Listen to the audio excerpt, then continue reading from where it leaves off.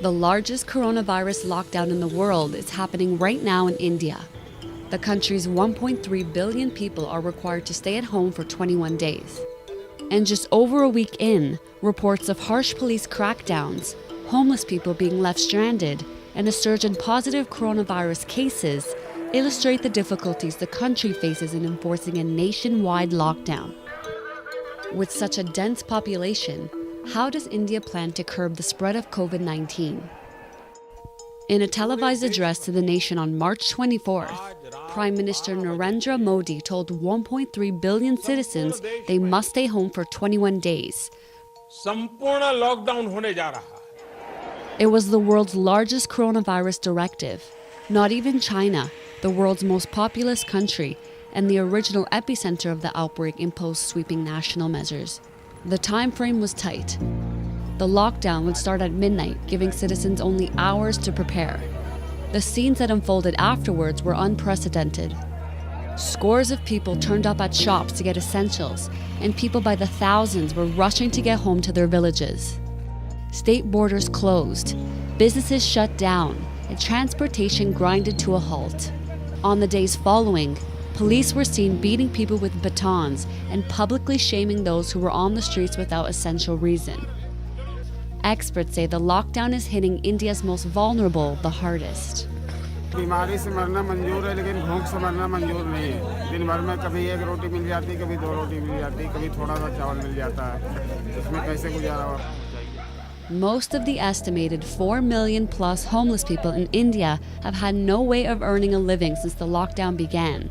Some, who are part of the informal job sector and rely on daily cash earnings to eat, have found refuge at homeless shelters where there are no social distancing measures in place. In addition, thousands of poor migrants whose jobs in Indian cities have ended have taken to the streets to get home. The really important thing is to ensure that people, that the poor especially, the people who daily wage laborers, etc., are supported through this period. I mean, the middle class will certainly manage to survive for 21 days, but it's the people who live on the margins will find it difficult to do that, and it's really imperative that the government is aware of that and takes all measures to deal with that. The country's finance minister has announced a $23 billion relief package for the poor, farmers, women, and the disabled. We do not want anyone to remain hungry. As the start of April, India has recorded more than 2,000 cases of COVID-19. But the numbers don't reveal the extent of the pandemic, as health experts say India's capacity to test is poor. Figures by the health ministry show there is one doctor per 11,600 people, one isolation bed per 84,000 people, and a total of 40,000 ventilators for 1.37 billion people.